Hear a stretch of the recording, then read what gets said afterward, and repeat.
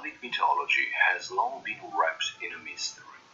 Today, we will take a mere glimpse at a part of the mosaic of complex and magical stories that Slavic mythology contains. Stories that found their inspiration in the interesting and rich history of Slavic people, their distant migrations, cultural diversity, and even persistent insistence on old faith, customs, and rituals that have been preserved to this day.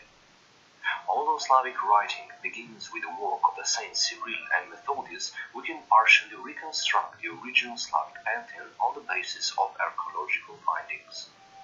Slavic people belong to the ethnical group of Indo-Europeans, group that today dominates northern hemisphere and much of the Indian subcontinent through the Russian steppes until the very far eastern city of Vladivostok. Indo-European languages had spread like a wildfire. Today, there are approximately 350 million of Slavic people in the world. There are 13 Slavic countries and 13 official languages, but up to the 8th century, Slavic people spoke a common language known as Proto-Slavic.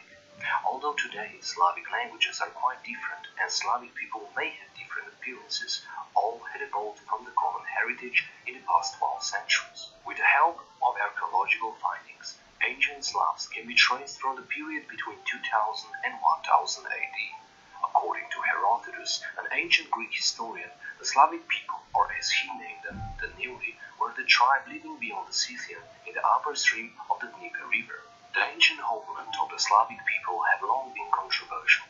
Most evidence, however, suggests that the Slavic homeland was to the northeast of the Carpathian Mountains in the area around the Vistula River, Pripyat, and the Dnieper River. In the north, the Slavs traded and maintained contact with the ancestors of today's development of Slavic culture and mythology were early cultural contacts between the Slavs and various Iranian tribes. In the 1st century AD, the Iranian tribe known as Sarmatians penetrated deep into the Slavic territory and inhabited the territory of today's Ukraine around the Dnieper River. As before in history, for example, between the Romans and the Greeks, a period of mutual cultural influence began between the Slavs and such as God, paradise, and the world all have an origin in Iranian languages. Like the Iranians, the Slavs worshipped the sun. They thought that the sun and the fire were the children of the god Svarog, the creator of the sunlight, heat, and sky. Other deities that come from the Iranian pantheon are god Stribok, whose children are the winds and the skies. God Simargl is Iranian god Simur, a wind dog who protected the tree that provided the seeds for all of the plants. Another important deity was a female goddess Mokosh, who is very similar to the Iranian goddess of Anahita. The name Mokosh comes from the Slavic word moker, which means wet. From this, we can understand that the goddess was related to the water and rain, and the cult of fertility and abundance. Less clear is the origin of the god Veles, god of the animals, underground, and war, also known as Volos, was one of the most important gods of the Slavic pantheon. Ancient Slavic people believed that god Veles could change shape into a dragon, snake, bull, or a wolf. When Slavic people adopted Christianity, Veles was merged with the Byzantine god Saint Blaise, who Slavs called Vlah or Vlaho, and remained the protector of the livestock up to this day. In the 6th century, Slavic tribes crossed the Danube River and began to march towards the south of the Balkan Peninsula. Although they encountered the resistance from the Thrace, Greece, and Illyricum, the Slavs were simply too numerous and strong for it to stop their advance. Slavic tribes even reached the walls of the Grand Constantinople. As described by several reports, they raided deep into the Roman territory and presented a great threat for everyone on the Balkan Peninsula. The Byzantine Empire wanted to stop the advance of the Slavic army by setting all of their settlements on fire. Unsuccessfully, however.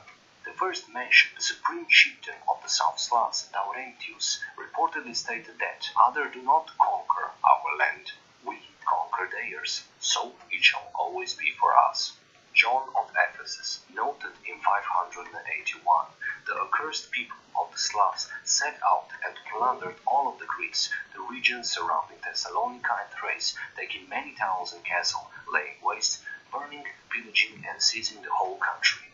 John perceived the Slavs as God's instrument for punishing the persecutors of the Monopsychites.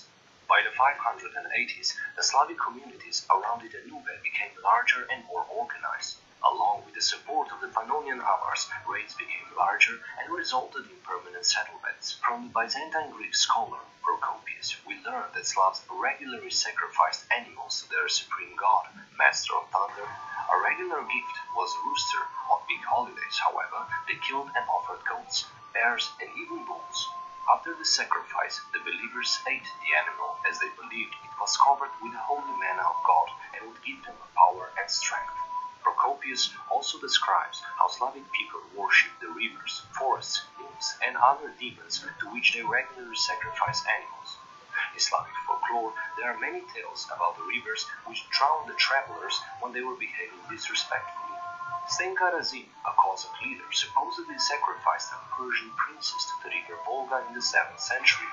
When he threw a body in the river, he screamed, "O Mother Volga, you great Russian river, you gave me lots of gold and silver and other gifts. You raised me, you fed me, and you brought me the glory, and I have done nothing in return to show my gratitude. Here is a gift, accept it from the hands of your loyal servant, Zaporozhian."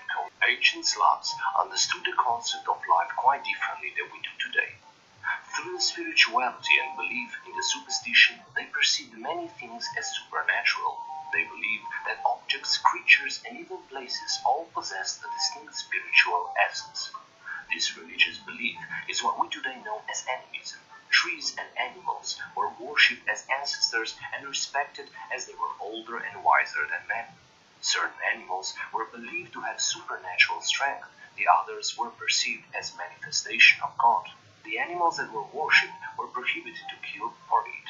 Much like cattle in India, where it is believed that a cow is a manifestation of the mother goddess. Another important spiritual symbol in Slavic folklore was the tree of life. Certain trees marked holy places. In Russia, not so long ago, it was considered a sin to cut the old tree. According to folk mythology, the one who would cut the old tree would get mad, broke his arms and legs, or even die. People believed that inside the trees lived the souls of the dead. From this myth, the tree ghosts in Russian called Lesnie was born. An important role in Slavic mythology were celebrations during the changing of the seasons. In the winter, they celebrated Kolyada in the honor of the god of winter. In the spring, they celebrated several holidays in honor of the sun. Sun was a very important symbol in Slavic pantheon, as it was associated with the end of the winter and the life that came after. Typical symbol of the sun was a burning wheel. First, it was covered with tar, and after it was burned and it was put on the stick.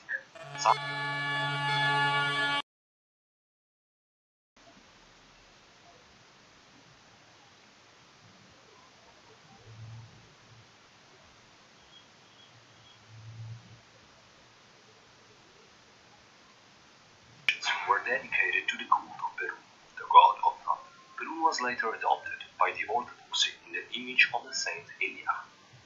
Ancient Slavic mythology is very closely related to funeral customs and rituals. At that time, not many people believed that after the death everything ends. On the contrary, people believed that after their death they would go to an unknown land and the life would continue. That is why the dead were buried with various objects from the previous life. In certain cases, men were even buried with a living widow. People believed that the earth cracks and holes in the ground were the entries to the underworld, the place where the Predniki Roda, or in English ancestors of the people, were residing.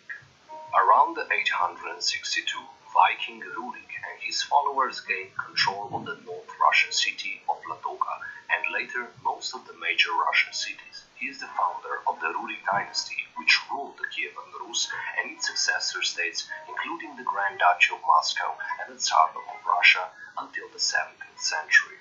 During the dynasty, many Slavic rituals and beliefs were converged with the Scandinavian ones, and the original Slavic gods were losing their power. Roughly 100 years later, in the time of the first Russian Christian king Vladimir the Great, true Slavic gods gained their power back. The chroniclers describe Vladimir as a cruel and ruthless barbarian who came to power in 980.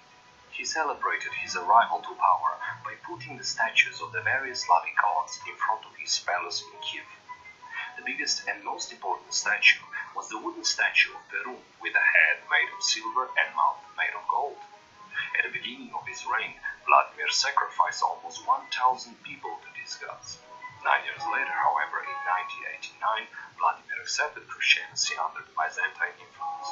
As he adopted the new religion, so had to his people. Of course, this was only to be achieved with force. He started by removing all of the statues in front of his palace. Some statues were chopped down, others were burned. But the statue of Peru got the most unusual end. They brought the statue to the bank of the Dnieper River, where the statue was thrown into the water. Vladimir ordered the soldiers to accompany the statue to the rapids so that it wouldn't wash up to the bank. Similar things were happening every time the Slavic people adopted Christianity. That is why there are so few images of the Slavic gods today. Although newly converted kings such as Vladimir or Danish king Valdemar were destroying Slavic symbolism, the people stubbornly resisted. As already mentioned, Perun reincarnated into Saint Ilya in Russia. In Baltic area, he reappeared as Baltic god of thunder, Perkulas.